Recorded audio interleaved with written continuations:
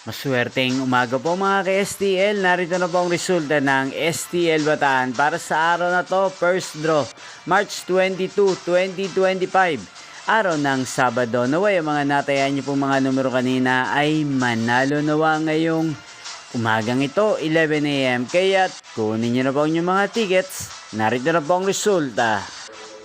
Ang mga numerong ninalo sa STL Bataan ngayong umagang ito, March 22, 2025, 11 AM. First draw result, 24 at 5 in exact order. Sa lahat po ng tumaya kanina sa STL Bataan para sa first draw ng 24 at 5, congrats po sa inyo, panalo po kayo.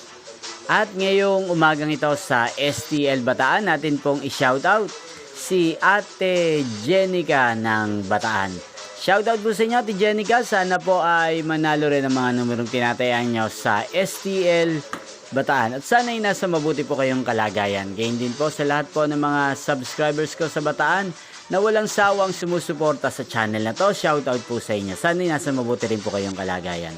Inyo pong napanood ang resulta ng STL Bataan sa channel na to, Roderick Hernandez TV. Magkita-kita pong muli tayo mamayang alas 4 ng hapon. Thank you for watching.